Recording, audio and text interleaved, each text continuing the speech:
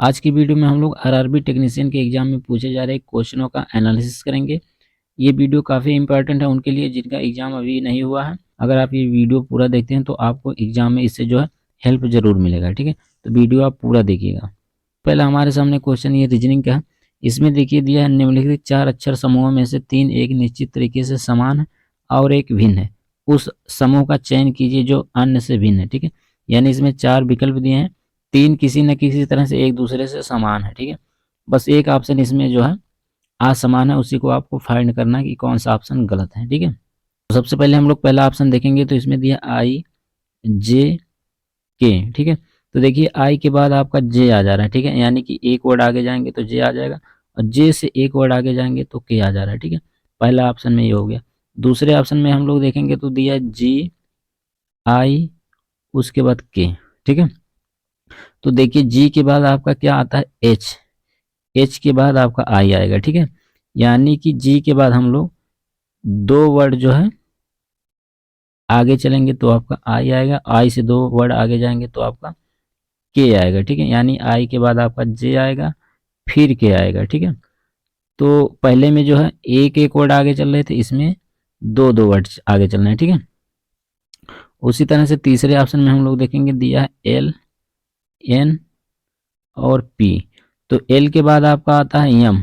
ठीक है, उसके बाद आएगा एन, एन के बाद अगर आप देखेंगे ओ आएगा फिर आपका पी आएगा। ठीक है, यानी कि इस एल के बाद हम लोग 2 वर्ड आगे जाएंगे तो एन आ जाएगा, एन के बाद 2 वर्ड आगे जाएंगे तो पी आ जाएगा। ठीक है, तो इस हिसाब से दूसरा और तीसरा ऑप्शन जो आपका अभी मैच कर रहा है। ठीक है, उसी तरह से हम लोग चौथा ऑप्शन देखेंगे दिया टी उसके बाद बी उसके बाद एक्स। अब इसमें देखिए टी के बाद आपका यू आता है। ठीक है, यू के बाद आपका डब्लू आता है। ठीक है, यानी कि टी के बाद हम लोग 2 वर्ड जाएंगे आगे तो वी आएगा, बी के आगे 2 वर्ड जाएंगे तो एक्स आएगा। ठीक है, यानी इस तरह से देखा जाए तो दूसरा तीसरा चौथा ऑप्शन जो है समान दिखाई दे रहे हैं। ठीक है, पहला ऑप्शन जो है गलत है। ठीक है, तो इसलिए हमारा ऑप्शन जो है पहला होगा। उसके बाद अगला क्वेश्चन देखिए, ये भी रीजनिंग का। इसमें दिया है दिए गए विकल्पों में से भिन्न का चयन कीजिए। ठीक है, इसमें भी उसी तरह से आपको फाइंड करना है। इसमें जो 4 विकल्प दिए गए हैं इसमें से एक जो है गलत है, बाकी 3 जो है किसी न किसी तरह से एक दूसरे के समान है। ठीक है, तो इसमें कैसे आप फाइंड करेंगे, यहाँ पे देखिए पहला ऑप्शन हम लोग लिख लेते हैं ई के ओ। ठीक है, ई का अगर हम लोग देखें नंबर कौन से नंबर पे आता है तो 5वें नंबर पे ई आता है, और के का अगर हम लोग नंबर देखें कौन से नंबर पे आता है तो ये 11वें नंबर पे आता है। ठीक है, उसी तरह से अगर ओ का हम लोग देखेंगे तो ओ जो है 15वें नंबर पे आता है। अब अगर हम लोग इसको ऐड कर लें तो आ जाएगा आपका 31। ठीक है, यानी कि पहले वाले ऑप्शन के जो अक्षर दिए हैं उसके स्थान को उसके नंबर को जोड़ा जाए तो हमारा 31 आ गया। ठीक है, उसी तरह से दूसरे ऑप्शन में हम लोग देखें तो क्या दिया है जे आई उसके बाद यू।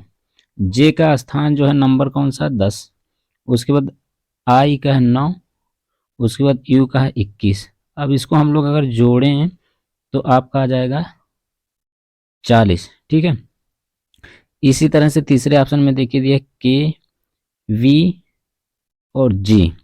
अगर इसको हम लोग नंबर लिखें इसका नंबर तो 11 हो जाएगा, प्लस ये 22 है आपका, प्लस ये 7 है। ठीक है, तो दोनों को ऐड तीनों को ऐड करेंगे तो आपका आ जाएगा 40। ठीक है, यानी कि दूसरे ऑप्शन में भी हम लोग ऐड किए तो 40 आया था, और तीसरे ऑप्शन में भी हम लोग ऐड किए हैं इनके नंबरों को तो 40 आ गया। अब बचा है चौथा। चौथा में आपका दिया है क्यू एम जे। क्यू का स्थान है 17वें नंबर पे 17 लिख लिए, एम का स्थान है 13वें नंबर पे 13 लिख लिए, जे का स्थान है 10वां तो 10 लिख लिए।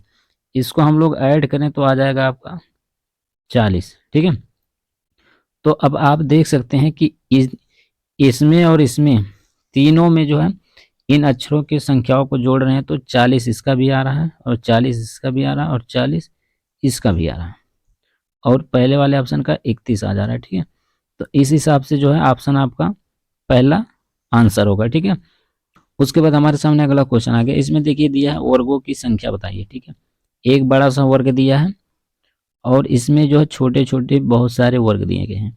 अब इसमें आपको बताना है कि कुल कितने वर्ग हैं। तो इसके लिए जो आप एक एक को जोड़ेंगे, 1 2 3 4 इस तरह से, तो बहुत टाइम लग जाएगा। ठीक है, तो इसके लिए सबसे पहले आपको इसको ट्रिक से सॉल्व करना है। कैसे ट्रिक से? जैसे पहले इसको हम लोग नंबरिंग कर लेते, 1 2 3 4 और 5। 5 इधर से हो गया, इधर से नीचे भी लिख लेंगे 1 2 3 4 5। ठीक है, अब देखिए नीचे भी 5 आ रहा है और इस साइड में भी 5 आ रहा है, इस साइड में भी 5 आ रहा है। ठीक है, तो इसमें हम लोग क्या करेंगे, इन नंबरों का आपस में गुणा कर लेंगे। जैसे 5 का 5 में करेंगे तो हो जाएगा आपका 25।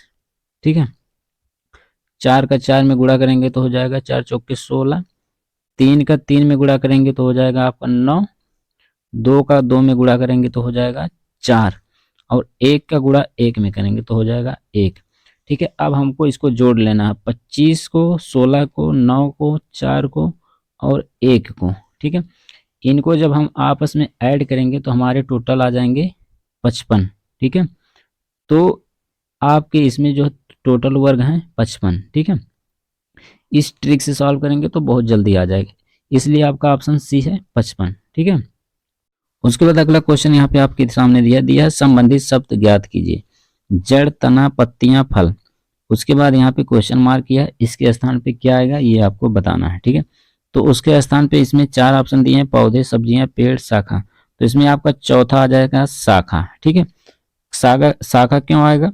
क्योंकि जो है ये सभी पौधे के पार्ट हैं। ठीक है, जड़, तना, पत्तियां, फल और शाखा, ये जो है किसी पौधे के पार्ट हैं। ठीक है, अब अगले यहाँ पे देखिए क्वेश्चन, ये रीजनिंग का है। इसमें क्या है, देखिए उस संख्या त्रिक का चयन कीजिए जो दिए गए त्रिक के अनुरूप है। ठीक है, इसमें देखिए इस ब्रैकेट में 3 जो है नंबर दिए हैं और इसमें भी 3 दिए हैं। ठीक है, उसी तरह से यहाँ पे आपके सामने 4 ऑप्शन दिए हैं, इसी के हिसाब से इसको फाइंड करना है। जिस तरह से इसमें जो तर्क या लॉजिक लग रहा है उसी के हिसाब से इन चारों ऑप्शनों में किस में लग रहा है वो आपको पता करना है। ठीक है, अब कैसे पता होगा, इसके लिए देखिए आपका दिया है 64, 64 और 8, उसके बाद 65। अब इसमें आप देखिएगा लॉजिक क्या लग रहा है। ठीक है, देखिए 64 है तो 64 में से हम लोग 8 को माइनस कर देंगे तो कितना प्राप्त हो जाएगा हमारा 56। ठीक है, 64 में से यानी कि पहली संख्या में से दूसरी संख्या माइनस किए तो हमारा आ गया 56। तो 56 को हम लोग आपस में संख्याओं को पलट देंगे तो हो जाएगा 65। ठीक है, जो कि तीसरी संख्या हमारी प्राप्त हो जा रही है। ठीक है, उसी तरह से इस दूसरे ऑप्शन में देखिए 125 है, फिर 27 है, फिर 89 है। ठीक है, तो ये पहली संख्या है और ये दूसरी संख्या। तो पहली संख्या में से यानी पहली संख्या 125 में से हम लोग दूसरी संख्या 27 को माइनस करेंगे तो हमारा प्राप्त हो जा रहा है 98। ठीक है, अब 98 जो हमारा प्राप्त हुआ इसमें से जो है इन संख्याओं को हम पलट देंगे एक दूसरे को, यानी 8 को आगे कर देंगे, 9 को पीछे कर देंगे, 9 को पीछे कर देंगे और 8 को आगे करेंगे तो हो जाएगा 89। 89 जो कि हमारी तीसरी संख्या ये वाली संख्या प्राप्त हो जा रही है। ठीक है, अब इसी के हिसाब से जो है हमारे ये 4 ऑप्शन दिए हैं, इसमें से हम सबको बारी बारी से चेक करेंगे, उसके बाद पता करेंगे कौन सा ऑप्शन आपका सही होगा। ठीक है, तो इसमें हम जो है चौथा को चेक करेंगे, 83 है, उसके बाद 24 है। ठीक है, उसके बाद 95 है। तो 83 में से हम जो है पहली दूसरी संख्या 24 को माइनस करेंगे तो हमारा प्राप्त हो जा रहा है 59। ठीक है, 59 प्राप्त हो जा रहा है। अब इन संख्याओं को बदल देंगे, 9 को आगे कर देंगे, 5 को पीछे कर देंगे तो क्या हो जाएगा 95। ठीक है, जो कि इसमें सही है, इस ऑप्शन में ऐसा दिया भी है। ठीक है, तो इसलिए हमारा चौथा ऑप्शन सही होगा।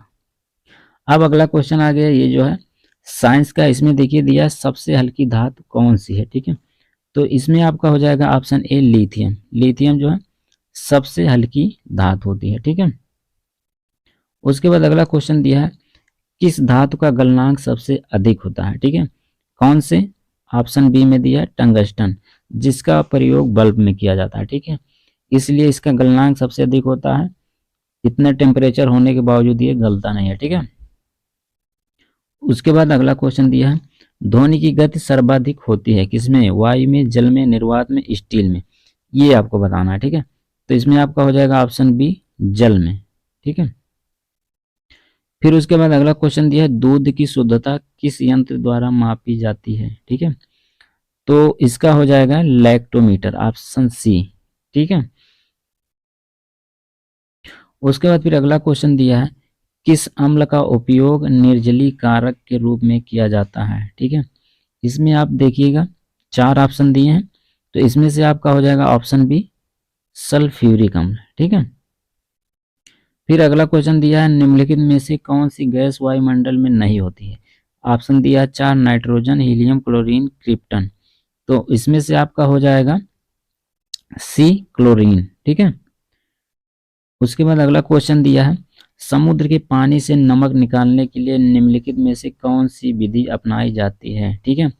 इसमें 4 ऑप्शन दिए हैं। पहला दिया ऊर्ध्वपातन, ऑप्शन बी दिया वाष्पीकरण, ऑप्शन सी दिया क्रिस्टलीकरण, ऑप्शन डी दिया आसवन। ठीक है। तो इसमें आपका हो जाएगा ऑप्शन बी, वाष्पीकरण। ठीक है।